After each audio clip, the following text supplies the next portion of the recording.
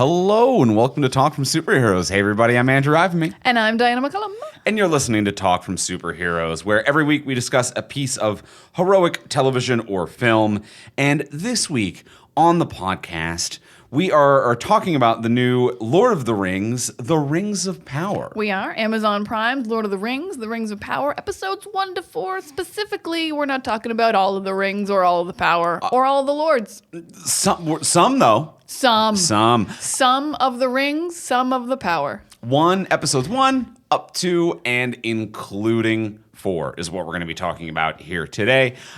This is a new show. It's the new release on Amazon Prime. Much anticipated, much hype. You've probably heard about it. It's one of the bigger properties that exists in the world. You've probably seen an ad on a train or on a website. I saw them on the train this weekend. Oh. They had a lot of them on the train. It's all over the Toronto subway. Lord of the Rings loves trains, you guys. Love the shit out of them trains. They're like, we can cover this whole train in ads. They are all about it. But yeah, one of the top 3 properties in the world. It's your Star Warses. It's the Bad Wizard Boy, and it's Lord of the Rings.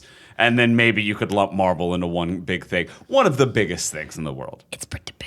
So we're going to be talking about episode 1 to 4 included, and we will be getting into spoilers, but since this is a new show, we will give you a spoiler-free review. So our regular listeners know this. If you're new to the podcast, though, what we do, we give you a spoiler-free review in case you're on the fence about watching it, not sure if it's for you, not sure if it's worth the time.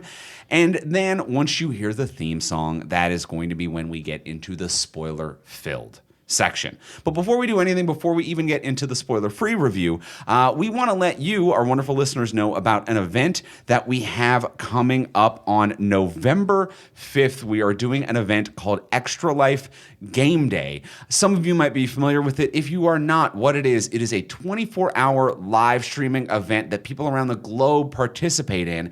It is a live streaming marathon, and all of the proceeds go to Children's Miracle Network hospitals. Our event is going to be going to Sick Kids Hospital, which is Canada's largest hospital-based child health research institute. It's dedicated to improving the health of children. It's a fantastic cause. It's a fantastic hospital. There is no reason not to support Sick Kids Hospital. We are very excited to have the Extra Life Game Day event. It's our first time doing it, but we've got a lot lined up. The entire From Superheroes Network is going to participate on the stream for the 24 hours. We've got events like gaming, watch parties, podcast taping of this podcast. Yeah. If you are so inclined see us live. If you would like to see us live through your computer, along with the other podcasts on the network, I hate it, but I love it. The Villain Was Right, The Phantom Show. We as a network are doing 24 hours. It's hosted by myself with live tapings of the podcast, plenty of other events. We have cool prizes that we're going to be giving away to the people who have donated. Currently, we have prizes such as free T-shirts from regular sponsor of the podcast, tpublic.com. You know them, you love them. You know them, you love them. We're going to have free T-shirts to give away and other prizes that we will be announcing more as we get closer to the event day. So what you're going to want to do is you're going to want to donate because it's a fantastic cause, and you get entered for a chance to win cool prizes. And you can do that over at extralife.fromsuperheroes.com today to donate. And at that link, you can also get the event info. We will be releasing the schedule on there for what time of day all of the events will be going on. More details about the charity and the hospital if you'd like to look into that. You can also then follow us on Twitch to be notified when we go live on November 5th. And you can donate today. The event is November 5th. November 5th, 24 hours. You can watch us live, have lots of fun. You can donate today, and for every $20 that you donate, you get one entry in the prize draw. Right now, we just added the T-shirts from tpublic.com. We'll be adding more stuff down the road, but if you donate today, you will still be included for the draw for the future prizes that we add over the next 2 months as we get closer to the date. So there's no reason to wait. There's no reason not to donate today. So head over to extralife.fromsuperheroes.com. That is extralife.fromsuperheroes.com. Thank you to all those who donated. Thank you to all those who will donate. Really appreciate you. Donators, you rule. You are the best. You are the best, and that's from the sick kids themselves. Woo, woo. The sick kids of sick kids. Well, let's get into a spoiler-free review before we get into the spoiler-filled section. Spoiler-free review, simple question. Diana, did you like it? I am I'm liking it just fine. I'm liking it more as it goes. I actually think this episode was like where it was kind of like finding its groove. It has introduced so many characters and so many places and so many things, and only a few of them are recognizable from Lord of the Rings. And even as someone who knows a little bit of the outside lore, I have felt quite lost at times and have had to Google many things. So there's a lot to take in. It is slowly developing like nice relationships and like people that you actually care about, and like it's finally getting some stakes going. There were not stakes or any opposition for a few episodes. It was kind of just like, here's more facts, and I was like, please stop that. Please stop handing me more facts. But every now and then they also kick out like a really cool action scene, and the show looks incredible, and there are a few characters that absolutely rock. So yeah, I'm liking it more as it goes. I'm a little sad that it doesn't make me feel like Middle Earth, like Lord of the Rings, the movies. Like, it doesn't fill me with like the hope and awe and like niceness for most of it. But it's still a nice show that's like growing on me as it goes. And it's very expensive, and that's nice. It looks really nice. I like that they spent a lot of money on it. Andrew, what about you as a non-LOTR fan? Do you like it? It is expensive. I definitely agree on that. It is definitely expensive. They spared no expense. I love it. I'm having a great time. Really? Yeah, I love it. Like, it's not without criticism. It's a light love. Don't get me wrong. Like, okay. It's not the like, I love it. I'm obsessed. I want to rewatch episodes. I'm dying for the next one. It's no like Prey or Sandman. It's like I am very much enjoying it, but if it loses a 10% dip, it can drop out of the love category into a soft like. It's just razor thin on the love category for me. I do think that so far each episode could be 10 minutes shorter. There's a little bit of fluff. I agree that there is a lot going on, and for a fantasy world where I do typically find that overwhelming, I do enjoy that it is kind of the Game of Thrones flavor, where it is, here is 42 characters in an ensemble piece. Find the one you like. Find the one you like. And, where I could tell when you found the ones you liked. And I found the ones that I liked. And anytime they're not on screen, I'm like, where are the dwarves? I've turned the dwarves into Poochy, where anytime the dwarves aren't on screen, I'm like, where are the dwarves? When are the dwarves getting here? So, they've given, I agree, it is a lot of information, but I don't feel like I'm taking a test. And I feel like it is just have more fun with what you like. And I think that that's a fun vibe for a TV show. And I think it suits a TV show way better than the original trilogy, which does have the strong, as much as it is on an ensemble, it is the fellowship. It's like, here's your boy Frodo. Mm-hmm. It's the fellowship that builds around that. Whereas this show is like, here's 28 fucking people, have fun, choose what you like. And I think that works better for a TV show. Mm-hmm. I think that they approached it from the right angles. I agree it takes a little bit to get momentum going, but I was never really worried that the momentum would happen. I would say the first 2 episodes, I'm like, okay, we've got to get this going. But I also had full faith that the engines were starting to move. I was never like, oh, we're going to watch this for 11 episodes and they're never really going to hit the inciting incident or really pop off with action.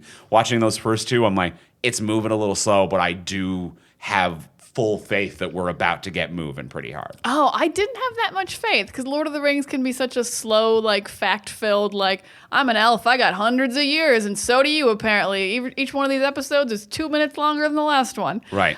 So I didn't actually have that much faith. It is picking up, and it is getting more, like, enemies, more fighting, more urgency as we go, which I do like. I can't believe your love. That is so incredible and awesome. And maybe my faults with it are like too much on me. Like, I guess I don't have to Google every single name and be like, who's that guy? I'm supposed to know who that is. I'm supposed to know everything about all these characters. But I do have that little like endorphin hit when there is a character I do know. I'm like, Durin, he rules. It's going to be great. Right. Durin does rule. Mm-hmm. Elrond and Durin are fucking great. Yep. So that's fun. And I think everyone's doing a good job. The performances are good. It looks crisp. The score is incredible. Everything from a technical and production standpoint, I think, is absolutely crisp and done to the best of its ability. I think it looks incredible. Is definitely one of my highlights. I love how hard they've leaned into practical. CG is used like kind of sparingly. Like orcs are practical, fight scenes are practical armor. Everyone is just there. I love that. I think that's really cool. Like obviously the cities are fake.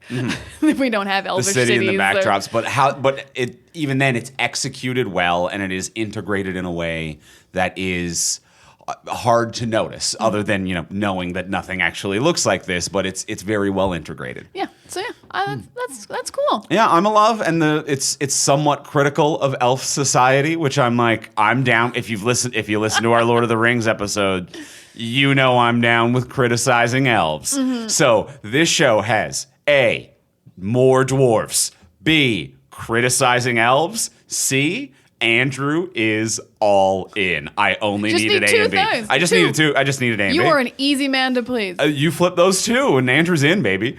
All right. So I'm having a good time. I'm a love. Can it be spoiled? No. Try to spoil this. You have to name like 12 characters, and also they haven't revealed anything yet. It's tough. Yeah, they're going to reveal some things? For sure. But they haven't revealed them yet. And I do think even after they reveal things, it's such a weird line with this, because in order to spoil it, someone would have to know such a high amount about the Lord of the Rings universe, but somehow not know enough to have already spoiled it for themselves. Yeah. So it actually exists at the nexus of the universe. Like it's like a black hole. It collapses in on itself. You have to know so much to be spoiled that you would already be spoiled. It is an Ouroboros. I don't think you can be spoiled for this. No, I think the only way it could be spoiled is if they just like make a big twist from the books. And then, like, a book knowledge person maybe hasn't seen an episode and could get spoiled to be like, well, that's not who Sauron is, though. Yeah. Something like that. But if you walked up to a person on the street and you were like, did you know what happened to Celebrimbor? People would be like, are you sick? What word did you just use? Did you just have a stroke while you were shaking me? Yeah. So no, Celebrimbor. Celebrimbor. He's building the tower. What are we talking? So I this can't be spoiled. This can't be spoiled. It's impenetrable. We're going to be just fine.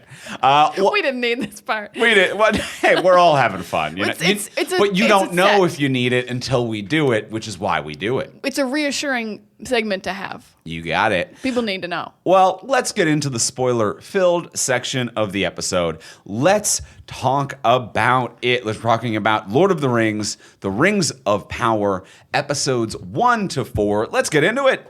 Boom.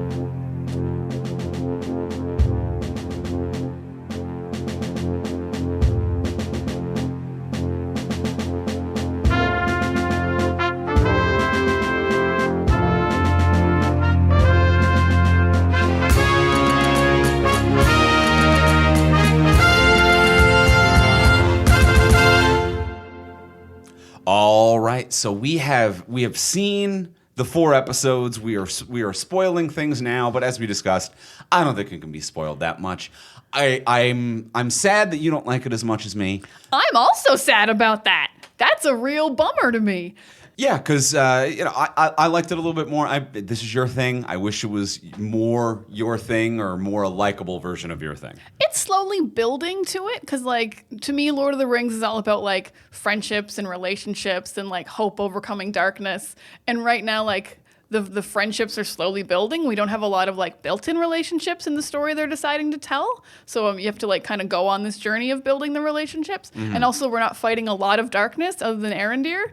Arondir is fucking in the guts of darkness, the elf who's got captured and stuff. Yes. It's like he's in a war zone, and everyone else is like, man, there might be a war coming. And Arondir is like, I have lost friends. I'm here. I have been captured already. Things are going down. Mm-hmm. So he's the only one actually like overcoming darkness, where everyone else is like, hope that darkness doesn't get here for a minute. They're hoping the darkness doesn't get here, and then there is, I think, like Galadriel's plot line as well is like the darkness is coming and she's right, but she has no reason to be right, which is pretty frustrating and kind of exhausting. She's been exhausting, I would say, until episode 4. This was the first episode she chilled down, she listened to someone, she had a full conversation, and I was like, thank you. Jesus, stop jumping off boats and threatening to stab people. It's like cool that you're assertive, but also like people don't owe you anything. And I do like, though, that like she is an exhausting character, but I don't think that is a mistake. Like, that's not me criticizing. That's me maybe not necessarily like having the most outwardly joyous fun when I'm watching her character's scenes, but I know that is the decision, that is the choice, that is what they're going for, to be like, this is someone who is just impetuous, just hard to deal with, making demands that she has no right to make. And I think that they're aware of that, but it is still a little bit frustrating to experience, especially when like we're starting with her. And this is an ensemble piece, I would say, like more so than Lord of the Rings, more so than The Fellowship.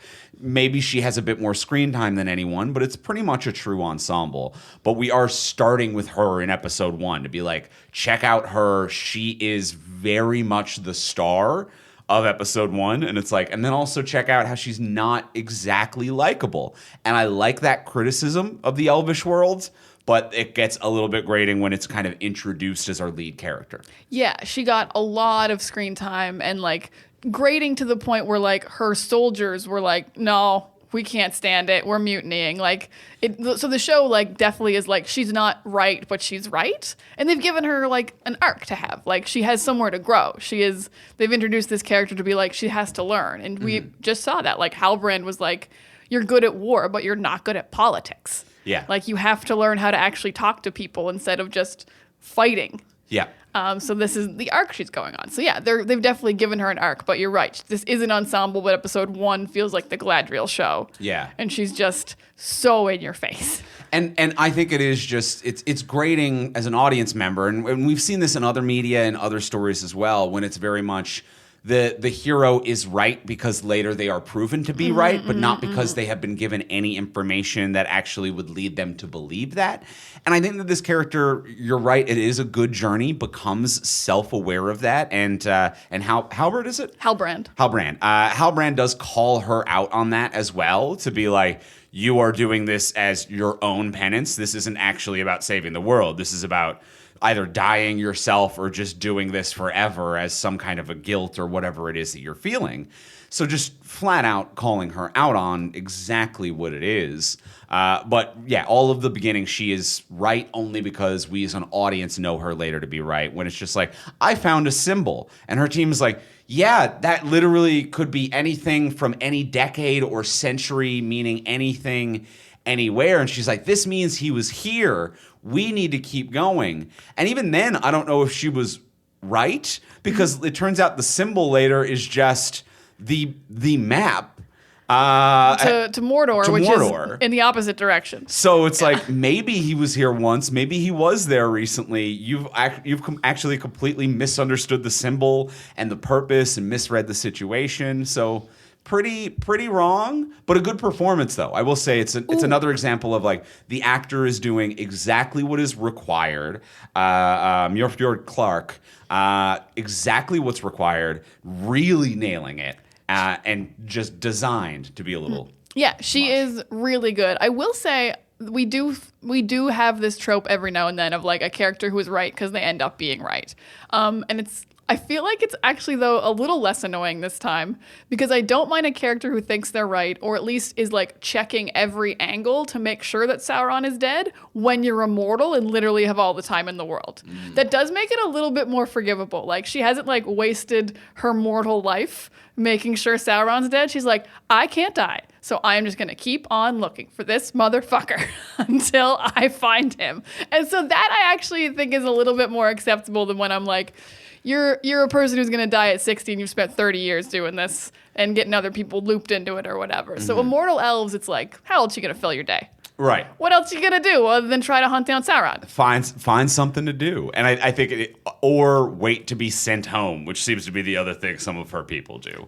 Because it seems like the Elvish homeworld is just a drug. It feels like they don't long for home, but like they want it like a drug addict, where they're like, oh, it makes me forget everything that happened here, and I don't remember anything that happened outside of it, and it is sunny all the time, and I never think about the bad stuff, and it's smooth feelings. I'm like, that actually doesn't sound like a nice life. That actually sounds like there is something manipulating you into being unable to process reality.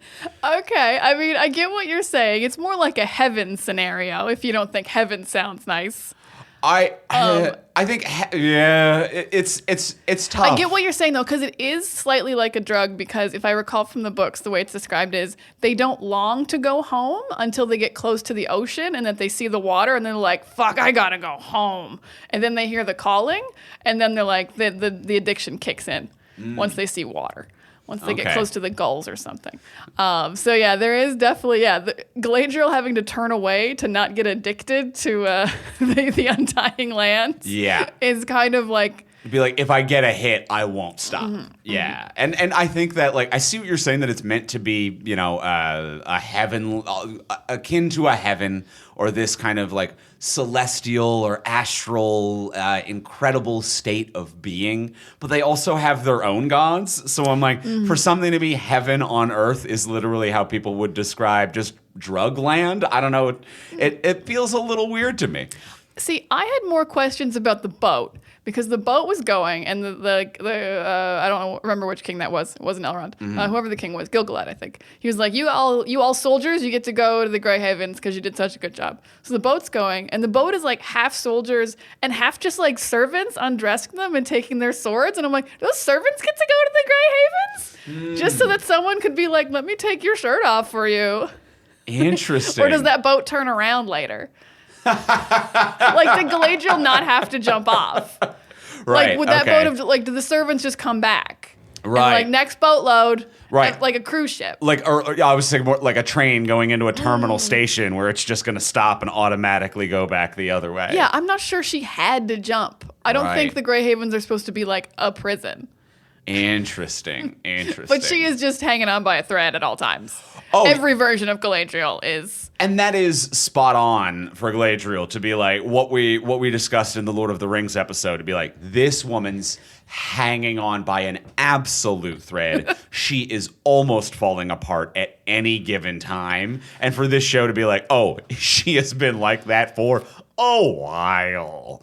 I'm like, oh, okay. She is set in her ways of barely holding on. For eternity. And what an exhausting life, Galadriel. Get some therapy. Do they have those yet? You gotta figure it out. Yet? You've gotta figure it out. But a great she is doing a great job. She's becoming more likable as she goes. She's growing. Her and Halbrand are fun together. At first I was like a little bit against it because he kept like doing her favors and she had done literally nothing to make him be nice to her. But they're still cute together though. He's inherently nice. He's inherently fun and charming and really a great character. I really like Halbrand. And the voice of the audience calling her out on elvish bullshit, which obviously I highly value in a show like this. Speaking of that, I think I have to go switch to my biggest pro of the whole season, which is Elrond and Durin. Which is, speaking of calling elves out on their bullshit. Yeah. Because they're not in episode 1, which was a shame, because they're the best part of the show. 100%. These two and their just like friendship that shouldn't work at all. Just like, I'm an elf and you're a dwarf, and how would we ever be friends? And they really should have been half of episode 1, because like the whole appeal of this universe, I think, is a combination of high fantasy and obviously like, you know, your very traditional fantasy stuff of like, this city's at war with this city and we must gather an army, and then nice character-driven friendship pieces is also the core of this, of Lord of the Rings as a fantasy universe. And these two have that in spades, and Galadriel doesn't. So I'm like, you needed to get that in to balance out episode 1 more, I think. Yeah, Elrond and Durin feel the most Lord of the Ringsy to me. Every time they have just like a little like fun bantery conversation, but also prove that they like fully trust each other and believe in each other. And like Durin's only mad at him because like he did consider him a close friend and he disappeared for 20 years on his elf bullshit, being like, that's like a drop in the bucket. And Durin's just like, that's half my life. Yeah. Or a quarter of my life. You missed my children. Like, just, heartbreaking stuff. It was heartbreaking, but Elrond seemed like genuinely sorry and like wanted to make amends. And it's just a really lovely friendship. And it's the only time I feel like, oh, this is like Lord of the Rings. This is the true friendships, the light that will overcome the darkness. Yeah. As it arrives. So this whole storyline with them is just lovely. Like promising on like his father's memory, like helping console him when the thing collapses. It's all good stuff. Yeah, it's beautiful, and I think that like it makes me like Elrond more that he understands that he is not the elf who's like, yeah, but it's still a drop in the bucket to us and we're a higher species. So obviously I'm more important. It's like, no, that's not how relationships work. You know, as human beings, it's like we have pets, we have a cat or a dog or whatever you might have. And if you were like, yeah, I went away for 8 years of my dog's life because that's not that long in human time. So whatever, fuck that dog. Like, no, that's actually, we're still best friends, right? Like, no, that's not how. He's not going to remember you. I understand that lifespans are different, but that's not how you have a relationship, even when you live on a different timeline, and you need to understand that. And Elrond getting that meant so much. Yeah, you can see when he gets it. He also is like, it's really nice that he is the one like who's kind of reaching out to Durin and being like the only likable dwarf or elf in that way, because, you know, he is half human. He's Elrond half elf or whatever his name is. So like I don't think they've brought that up yet in the show.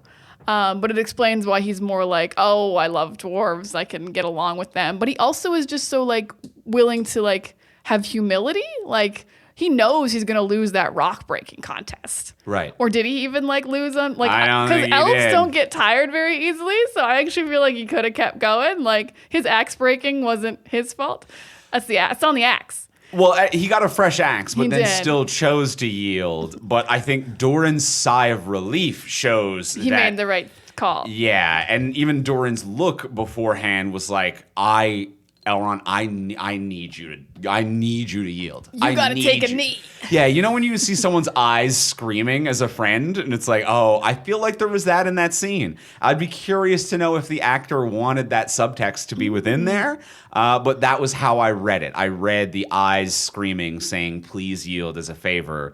And then definitely the sigh of relief was obviously there afterwards. Yeah, I'd have to rewatch it again. But yeah, he's very good at politics, but also genuine friendship. Yes. And then dwarves are just so great. The way they just rag on each other all the fucking time. They're just real. They're just real guys and girls. I have sincerely just been chanting dwarves the second that a dwarf shows up. And the second the dwarves leave, you're like, dwarves, dwarves. Where'd the dwarves go? Dwarves. Like you can bring them back Yeah, if you call to them. I want to will them into existence. They are the best. Now, you did mention though a moment ago, you said that Elrond is like the only good elf, or like the only one who's like normal to a certain degree. I think Arondir fucking slaps. Arondir is cool. Like Arondir is like, yeah, he's also, I guess, fallen in love with a human, which you're not supposed to do. People don't like it. But yeah, Arondir is a badass. They've given him some dope fight scenes. The fight scene in the trench was so good. The one in this episode where he like catches the arrow and puts it back into his own bow. Ooh. Baby. Baby. What a cool move. What an absolute smoke show. So cool, so hot, so sexy. So hot. So sexy. Yeah, he's really cool. And like I said earlier, he's the only one like in the middle of like the darkness. He's actually fighting a war right now. He's the only one where there's like urgency and there's stakes currently. Everyone else is kind of like hypothetical stakes. And he's like, these people are going to die. and someone who has a reason to believe the things that he is believing as well. Like, yeah, we're fully on board. We see the orcs. Absolutely. And it's very much a, like, he has the emotional reason. And I think that is kind of the difference between his arc and Galadriel's arc, whereas that Galadriel has the emotional reason of the, like, revenge for my brother or atonement, survivor's guilt, whatever that might be. She has the emotional reason. And is proven right later, but doesn't necessarily have the empirical proof in that moment. He has the, like, I want to stay, and I'm in love with this woman, but also I found the tunnels, and I've been captured, and oh shit, the orcs are here. Like, there is the practical proof reason as well, and also he's just so fucking cool. He is really fucking cool. All the armor that they have as well. Now, Elvish armor, as much as I shit on Elvish society, Elvish armor always slaps, is always the best armor, the coolest design, often dragon scaly, but I love this, like, wooden tree ant face type of shit that they're doing. This is cool as hell. Yeah, it is. I've never quite understood. There's like wood elves and high elves, but every time I see a high elf, I'm like, looks like we're in the woods. Okay, I don't understand the difference between these two elves. Sincerely, I've never gotten it. So he's clearly a wood elf though, because he's covered in wood and he's like out in the woods, like in the lower woods and things. So yeah, I love the difference in designs of like you are a foot soldier. You're in like wooden armor that looks dope as hell though, but then you see Galadriel's like high elf armor and it's like shining and it's silver and it's also fucking cool. Really cool in a different way. And her swords are dope as hell, like really distinct, really well designed. So yeah, all the armors and all the clothes, like everything is impeccably designed in this show. It looks crisp to hell. Yeah, like every location has its own look and like style. Like Numenor is very different than all the Elvish lands. Obviously, Khazad-dûm, the Dwarf land, is very, very different. I said Numenor already. Wherever the Hobbits are, the humans, like it's all like impeccable, but so different and so unique. And yeah, and even I love the orcs as well. Yes. Everything is designed in like, such an interesting way. Their trenches, like these like World War I trenches that they're digging, feel very like grimy and dirty and realistic. Like it feels orcish yet functional at the same time, which is a very confusing vibe for something that is so kind of like mystical and inherently fantasy to be like this does feel like turn of the century kind of warfare that inspired the writing of a lot of Lord of the Rings as well. Like it really feels spot on for what it's meant to be. Yeah, definitely. Like you feel the World War II trenches or World War I. Do we have trenches in both? We have trenches in both, but one was famous for its trench warfare. You feel the trenches, but it's also just so practical, like because they really highlight that orcs can't go out in the sun in this one, whereas Uruk-hai could in Lord of the Rings. So they've just made it so practical of like, why do you have a cape and like a skull on your head? It's like, oh, it'll protect you from the sun. The sun can't get through that skull that you've worn on top of your as a hat. So it's just like. It just looks cool, but you're also like, oh, that's practical. He can like chase you out a little bit in a cloudy day now. On a cloudy day, he can sneak out. Yeah, they're like a mixed boy vampire. Like they're not quite. It's not like a full like, oh no, ash. It's just more of a like, ooh. Yeah, I don't think they would ever explode from sunlight. I think it just like really hurts. Yeah. I think they could like run out and like do you a hurt if they like really had to. If they had to, I think they could get one stab in and get back. But they in like maybe like a 10-foot run is kind of the vibe that I'm getting from. Yeah, because it can't be like 100% because like there's holes in their nets that they have over the trenches. There'd be more coverage if it was a full like we're going to explode from sunlight. I agree. I agree. And yeah, I feel like the sunlight that hurts it, it's like the level of sunlight that would like give us as humans a sunburn. Like that's how much sun they would need to get, maybe. Yeah. So like, yeah, underneath a little parasol or whatever. That's what they need. They need umbrellas. They haven't been invented yet. The skull hats, the capes, the trench war, all of this work that they're putting in. I'm like, if you just figured out parasols, I don't know, a bunch of orc cuties. All with a little sunshine and umbrella, sword in one hand, cute little umbrella in the other. I feel like hobbits have umbrellas. I'm going to throw that out there. I'm trying to think now. I feel like a hobbit's had an umbrella before. Huh. Hobbits have definitely had like awnings. They got awnings. Well, yeah, they got awnings. I just feel like I can picture them twirling a little like leafy umbrella. I can see it in my head. Like it feels right, but I don't see it in the sense that like I don't think I've seen it. I don't think I have seen it, but I can see it in my mind's eye. I feel like I've seen it in Lord of the Rings, but that's several thousand years later. So like we might not be there yet. They invented umbrellas later. I'm more surprised that Sauron hasn't invented some kind of sunscreen potion. He's always making potions. Yeah. He's got elixirs. He's a wizard. That is true. I think if you're going to spend the time on a sunscreen potion in a big tower with an eye in it, you figure out an umbrella first. You know what I mean? You know what I mean? I'm picturing some orc coming up to him like, what if we just had like a little stick with like shade on it? He's like, I'm working on sunscreen. Stab. Yeah, he killed that guy. I'm making the big ladders that have hooks on the end in order to get up the whole fucking thing. I'm trying to find a way to make dirt give birth to a boy. I've invented gunpowder. Yeah, exactly. And you want a stick with a little leaf on it? A stick with some other sticks and then some fabric? Get out of here. Stab. Oh, God. Only a few times in the history of the show have we got sent fan art. But if someone sends me a drawing of an adorable orc holding a little parasol, having the best time going into battle, I would truly adore that, frankly. I would love that. Well, let's take a break in today's episode to thank our sponsor of today's episode. We want to thank our friends over at ExpressVPN. ExpressVPN, they want to help you protect your online activity and keep that private. That's for you. That is for you. You should be keeping it private. And I know that there's lots of things that you do that you think keeps yourself private. For example, there are things like incognito mode, but it's not as incognito as you might think. There are still things that are tracking your movements online, even in that scenario, because it doesn't mean invisible. It just protects only certain things. What ExpressVPN does, though, however, is it is going to be changing your data point of your IP address. So data harvesters will no longer be able to uniquely identify you and your location. Yeah, so they won't know what you're doing when you have ExpressVPN on. It sounds complicated. It's not. It's a click of a button and your computer is secure. Your internet search history is your own. It is private. You know what? Let's get this correct.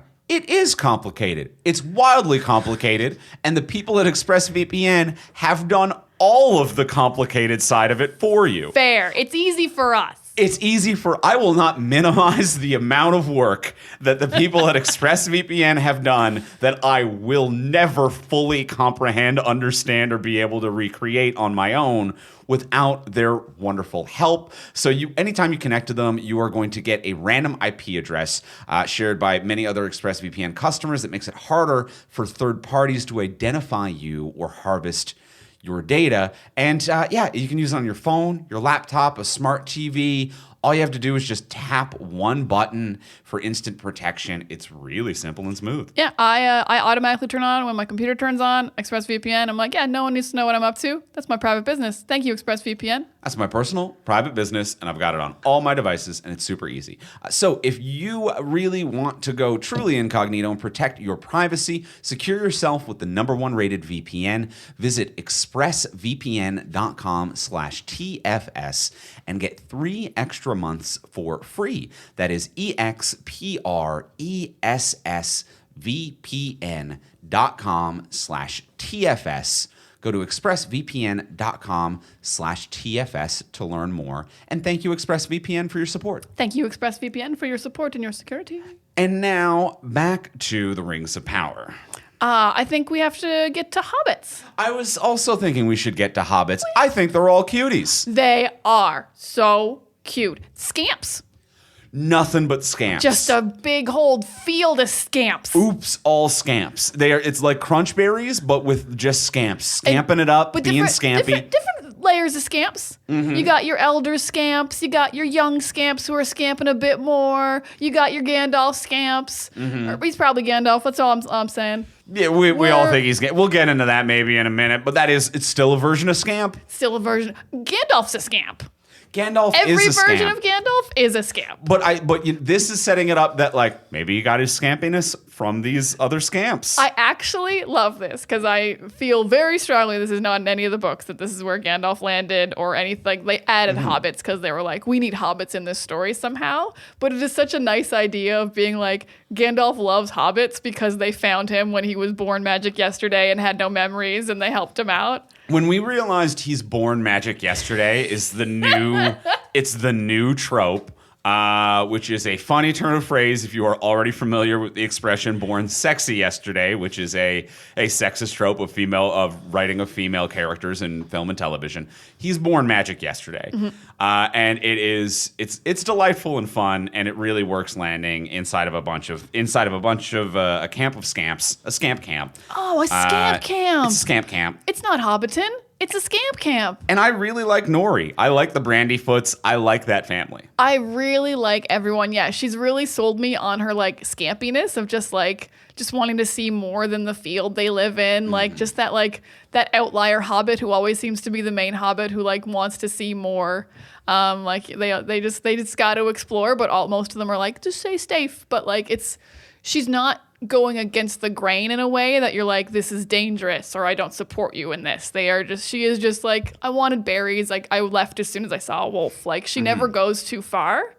And she is exploratory, but adventurous with reason. So for the Bandberry area, and I like that everything is with reason. It feels like it's weird to see scamps with competence in general society, because it's like the parents and the elders and everyone is like, this berry area is forbidden, and it's not because it's too far.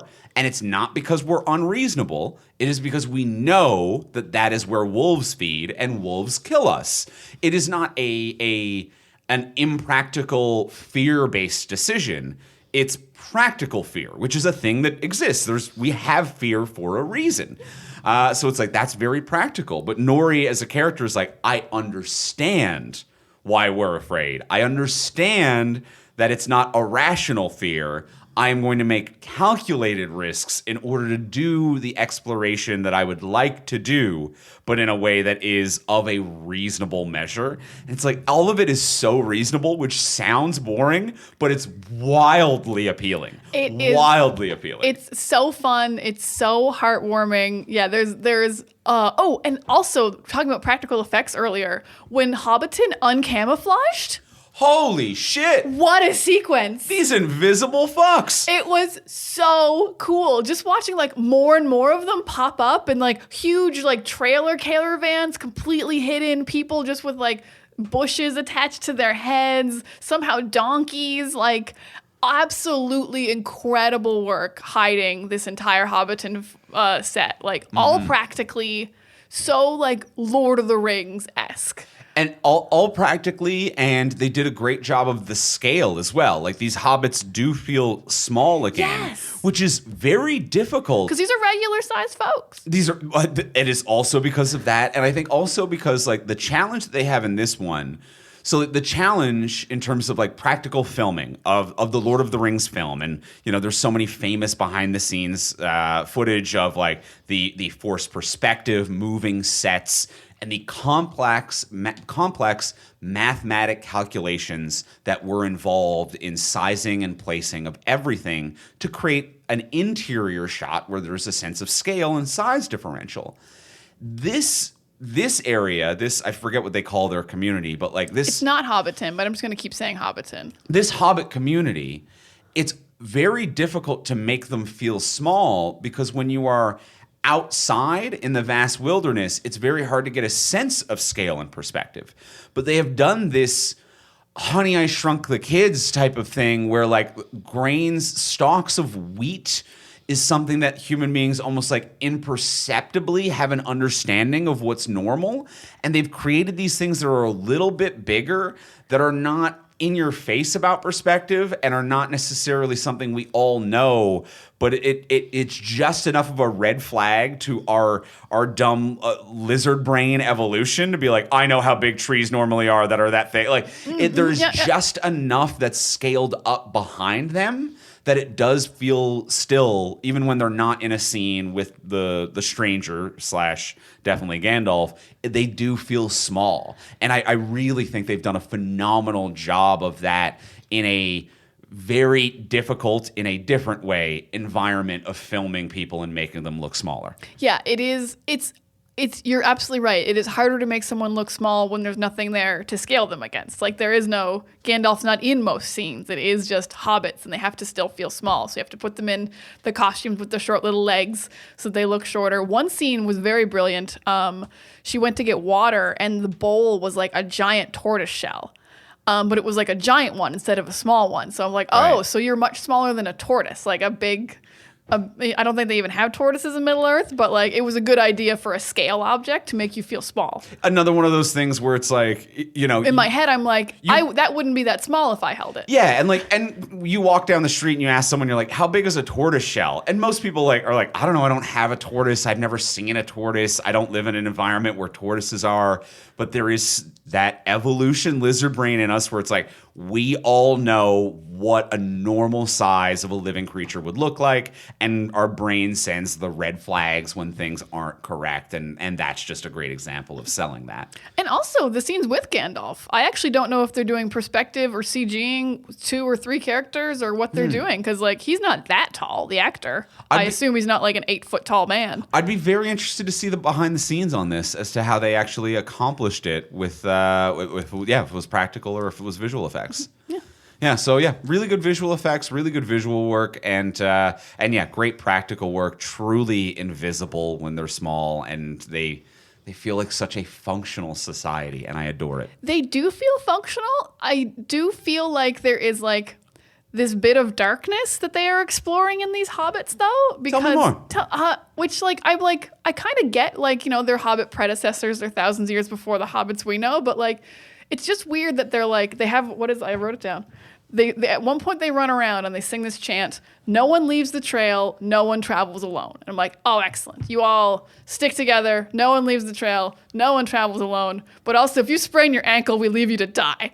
It's such a dark turn that the story takes. Like, you don't have like one extra dude to help pull this carriage anywhere in the village? Like they do the ceremony of the people who have died, of just like, these are the ones we absolutely just left to die and could have lived.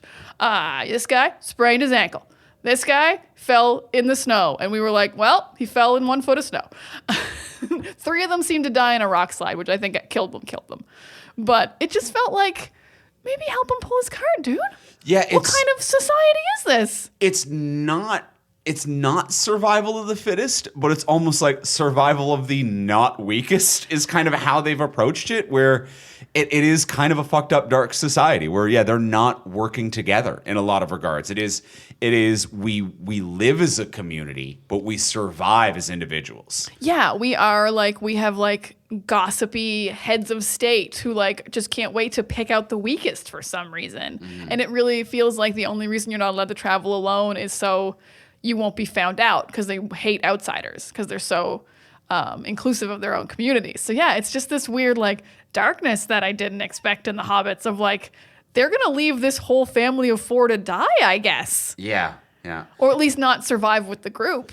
And I think it is to die. Let's be okay. real. Because I think it is. I think you hit the nail on the head there a moment ago, where it's not about it's about protecting the group, but not protecting the group. It's not about actually like everyone gets there alive. It is about no one wanders off alone, because that you could be captured and tell people where we are, and that makes us all vulnerable. So it's not so much like we're stronger together as much as it is we're vulnerable if you go alone, and we'd rather you die than leave us. And also, if you go off alone, we will not look for you. So don't wander away alone. You will no search parties in Hobbiton. No, none. No rescues. None.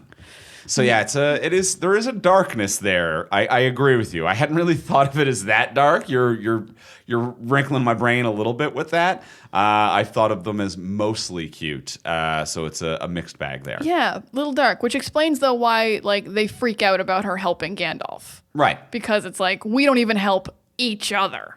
Yeah. Let alone a stranger who wanders in. So it is pretty outlier of her. Yeah, and this is meant to be like a different Hobbit community. Like, I understand that like this is hundreds of years ago. I forget exactly how long, but it's not meant to be like the direct ancestors of Hobbiton. It's meant to be like a different settlement / community, I presume. Yeah, it's like thousands of years before Hobbiton. So Okay. I don't think many, if any, of the last names hold through. Okay, gotcha. But they're definitely like hobbits. Sure. Okay. Yeah, I was just wondering, like, will Gandalf be the one to teach them that they can settle down and trade and have a community as opposed to always run. He's going to teach them what weed is, and they're going to be like, we're not going anywhere anymore. We found the weed fields, and then we set up the Shire. Does he teach them weed, or do they teach him weed? I forget I think we're going to find out. We might find out. We know Gandalf likes their weed, but I don't know who taught who weed. About weed. Okay, okay. I can't wait to get to that chapter of the Rings of Power. But we all agree this is Gandalf, right? There's no question this is Gandalf. Yeah. This isn't Sauron. This is way too red herring to be like, that's Sauron. Gotcha. One of these guys is Sauron? It's not Gandalf. This guy's Gandalf. Yeah. This guy's Gandalf and not Sauron. Who is Sauron? I'm not sure we've met Sauron yet. From what I know from the books. From my limited, I haven't read the Silmarillion, but from my brief lookings upon. I'm very suspicious of Celebrimbor. From what I understand, Celebrimbor isn't Sauron, but knows him. Okay. So your instincts, I think, are right. From what I understood, and like I had been told that it was like Celebrimbor is killed by Sauron, but I'm like, it made it sound very much like Darth Vader killed Anakin type of an energy. You can say that, but it's not really what happened. Yeah. Obi-Wan, you really fudged the truth there a little bit. Yeah. So I don't know, but either way, I'm like Celebrimbor. I don't fucking trust you as far as I can throw you. Who needs to build a tower in a year? What's the rush, Celebrimbor? You're Yeah. immortal. You are an immortal elf man. Why do we need to build this tower so quickly? Exactly, to make these rings, which is just Sauron's plan. Like, we know it. It's not like... That's like all we know about Sauron. Absolutely. And then that was his plan. One ring to rule them all. And that was his plan from the jump. It was all a trick. It's not like, it's like, once Celebrimbor made everyone rings of power, and it was dope, and it was pure, and it was well-intentioned. And then Sauron came along and fucked it all up. No, it is like... a bunch of assholes made asshole decisions and made some rings, and it was always a trick, and it was always trash. And like Celebrimbor bringing this plan to the table, I'm like, well, okay, so you're gonna be a trash man, huh? Yeah, you want the hottest forge of all time? Mount Doom hot? Celebrimbor? Get the fuck out of here. You're not trying to make a magic ring, are you? You wouldn't be trying to make that one ring, would you, Celebrimbor? You son of a bitch, you got a fun name to say, but you're real. That's why you don't think he's evil. Name's too fun. It is too jovial a name. Too much fun in the name to be like, well, that can't be Sauron. His name's like got a little jive to it. Too playful. Also, how about this for lore? Just to go on a silly goof for a moment. Not you. Not me. I couldn't possibly do that. The fact that, and this seems very counterintuitive to Sauron and the whole villain squad, the fact that it was like the main war that brought the elves over and brought darkness, and then the elves came over, and like that all, when that war ended, and it was like, and also the baddie had a backup plan, which was to promote their second in command and then make some rings, and I'm like, y'all eat one another. No, he didn't. You got orcs eating one another. You are all brutal as hell. You have no code of honor or ethics. Whoever, I forget who it was who commanded the previous like big war on the villain side, who was above Sauron. Oh, Morgoth. I believe. I don't know much about Morgoth, but I do not get the impression that at some point Morgoth and Sauron sat down and Morgoth was like, here's the chain of command. Should I fall, I really want to see you succeed. Because one thing that I do as a leader is raise up my peers. I'm not going to be around forever, despite the fact that I am immortal. So I do want to make sure that you succeed and get promotions and have backup plans. That motherfucker was like, if I die, you walk into my grave and join me. That's the type of villainy these bads have. I don't believe we had a soft backup plan. See, I don't mind that there's a second in command because he had armies. So someone's running the armies. I do believe having a second in command. Okay, so this is what I think is funny, though. Not so much that, hey, you're my second in command. I'm picturing them sitting down in the scenario you mentioned. They're sitting down, they're having a chat, and he's like, if I die, I need you to find an elf who's good at making things. Slowly influence him. Make 10 rings.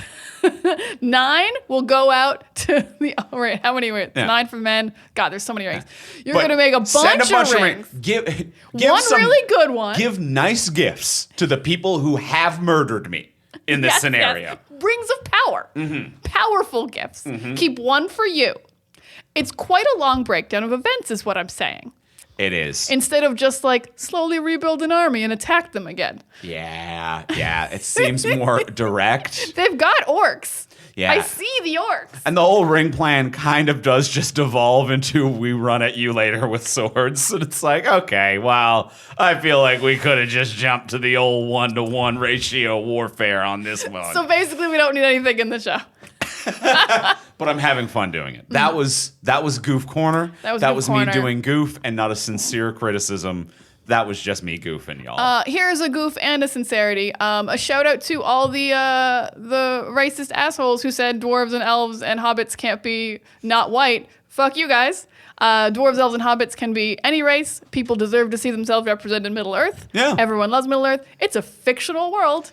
And you're all wrong if you don't like it. Yeah. Fuck those people. I just like to throw it out there real quick every time. Absolutely, I feel it. If you're mad about black mermaids and black mermaids dwarves and Star Wars or whatever property it is, you're like, how is there a black person there? And it's like, because there is. Fuck you. Because they exist. Just completely fuck you if that is your opinion on this show. And also, Arendir is dope as hell. Arendir's dope as hell. I will say, elves can be anyone. Dwarves can be anyone.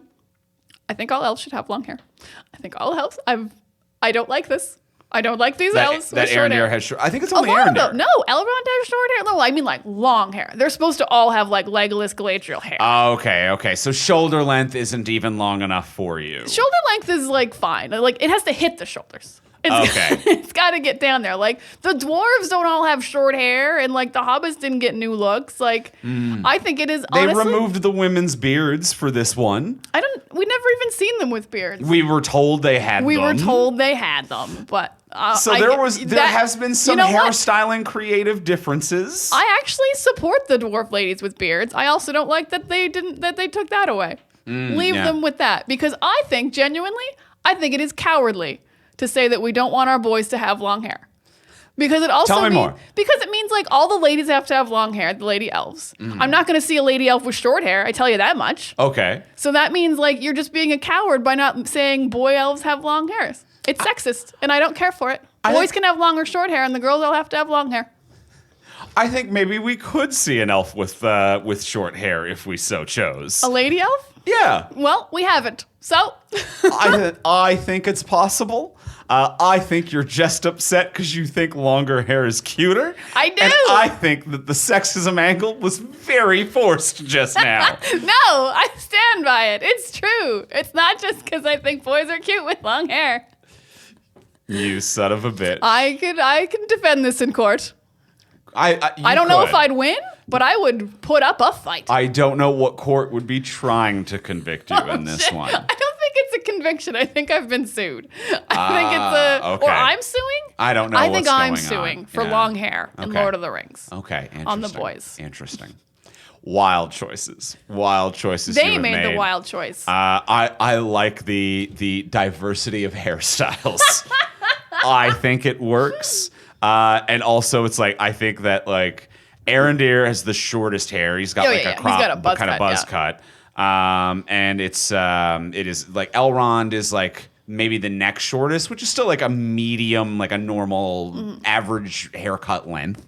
And I'm like, those are the two who actually are somewhat conflicted about their traditional societal expectations of themselves. And I'm like, I actually think that their hairstyle kind of represents the tonality of themselves as a character. So I'm on board also thematically for what the look represents. How dare you go against me in the court of Lord of the Rings hairstyles? Hey, I like shorter hair.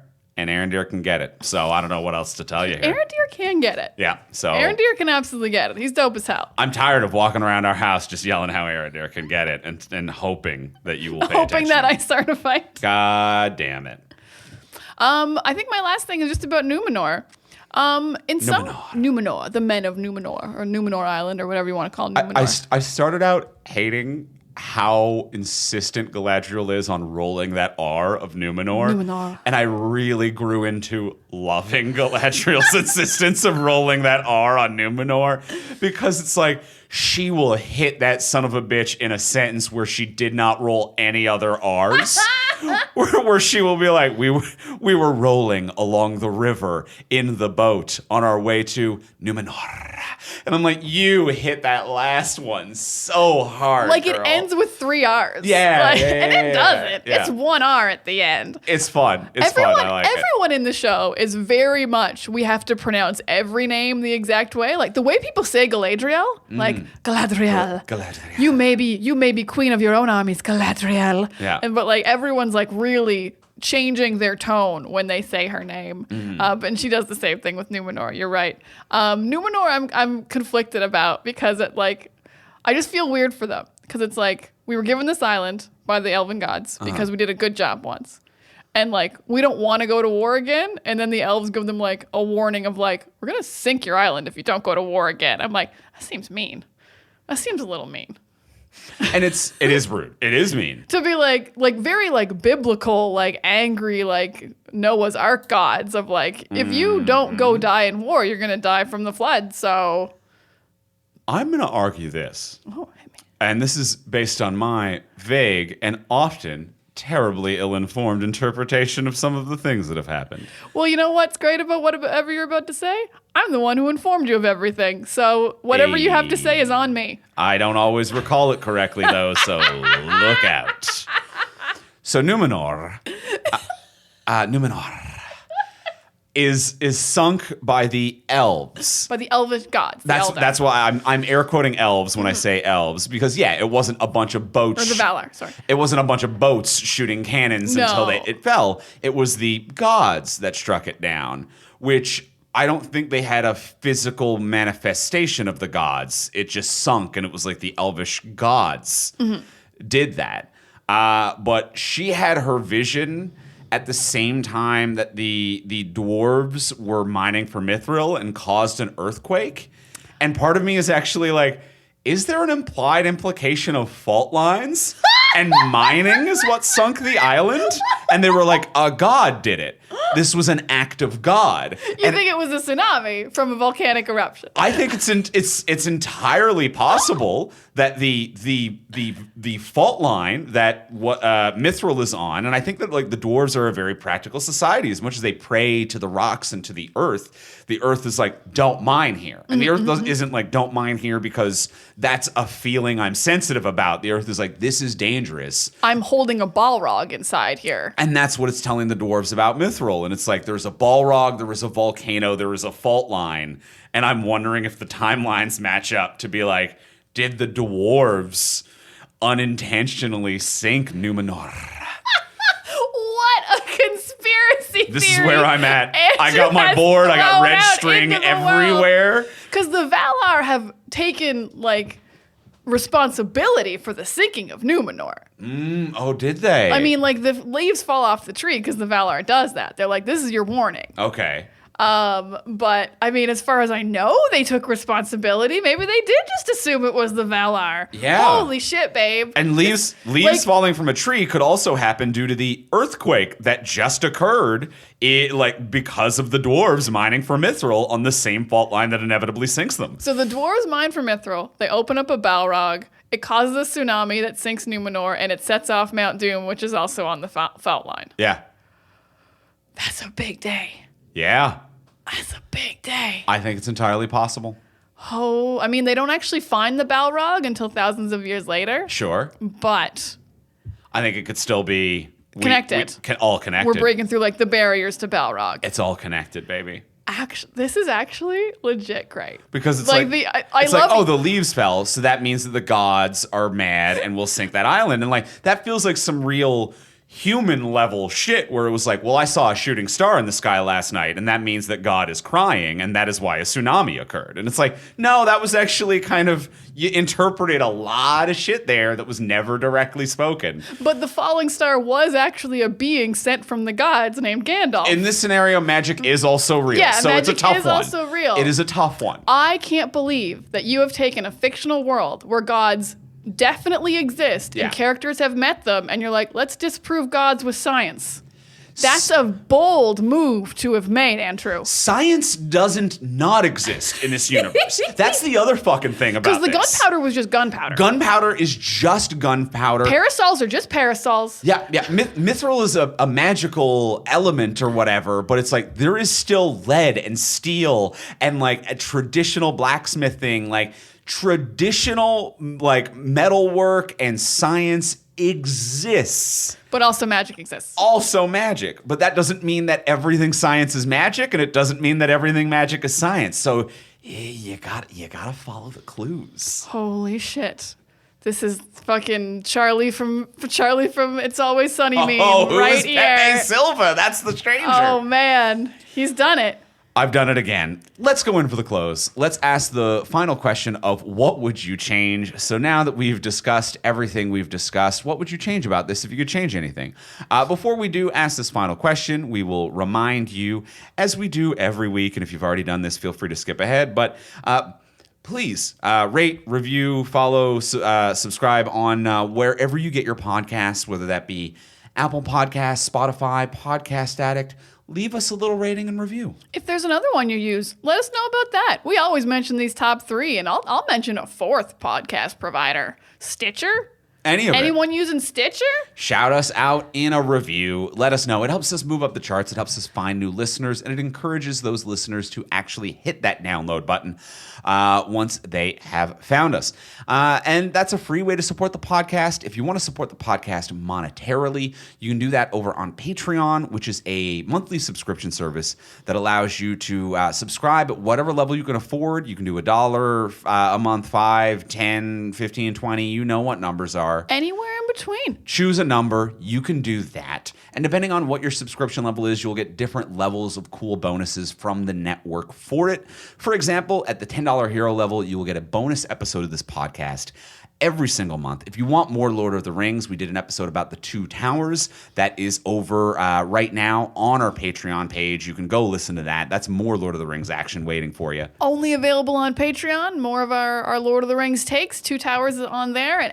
And when you sign up at the $10 level, you get access to all of the back catalog. So there is so much Talk from Superheroes awaiting you if you've gone through all of the current publicly available Talk from Superheroes. Get on in there. And as well, there's plenty of options. You can do monthly. And if you do the monthly, you can cancel or change your level at any time if your monetary needs happen to change or adjust. You can also, if you prefer, do a yearly option. When you do a year, you get 1 month free. So there's different options depending on what your lifestyle and finances might be. Have a look. Patreon.com/FromSuperheroes if it's in the budget. And thank you to all of our current and future patrons. We appreciate you. That's patreon.com/FromSuperheroes. And thank you all our patrons. I hope you enjoy your nickname. That's another thing you get when you sign up at the $10 level. You get an exclusive nickname. It's very fun. And let's go in for the close. Let's ask the final question of what would you change? I can take the lead on this one. I would say my biggest change, dwarves. Dwarves. Dwarves. Dwarves. Dwarves. Dwarves. Dwarves. Dwarves. Dwarves. Dwarves. Dwarves. Dwarves. More dwarves, and also sooner. They were only not in one episode. That blew it. Yeah. You didn't get me right off the top, Lord of the Rings. Yeah. No, it did make them not feel like the leads as much as Galadriel. Durin and his wife, Disa, I believe. Oh, I actually don't know her name. Phenomenal, loving relationship. Wonderful. Beautiful, wonderful characters, great performances, so much life, so much charm. And yeah, I think they should have been in episode 1. I think that they balance out the Elvish storylines better than the Hobbit storylines do. So I think that like there should have been more dwarves sooner, and I'm tired of giving this criticism to all fantasy, frankly.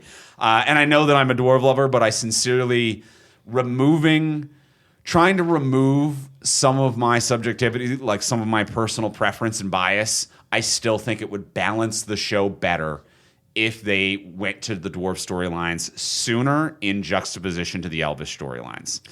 So that's where I'm at. No, I will completely agree with that. As much as I like the Hobbits and I think they're cool, the dwarf story is more load-bearing to like the Rings of Power storyline. Like the Hobbits are really just there to introduce Gandalf at the end of the day. Like as fun and charming as they are, and as much as I like the Hobbits, if you're talking about like the role they play in this story, they're there to introduce Gandalf. Whereas the dwarves are there to be like, we are going to help make the rings. We're building the tower where they're going to be built. We will have some rings. We have Mithril. We might have sunk Numenor. Yeah. Very important stuff is happening with the dwarves. So yeah, earlier dwarves, more dwarves. I think that's so interesting. It is nice to finally see like dwarven relationships and dwarves interacting with each other kind of outside of other races, because like Gimli is the only dwarf we spend a lot of time with.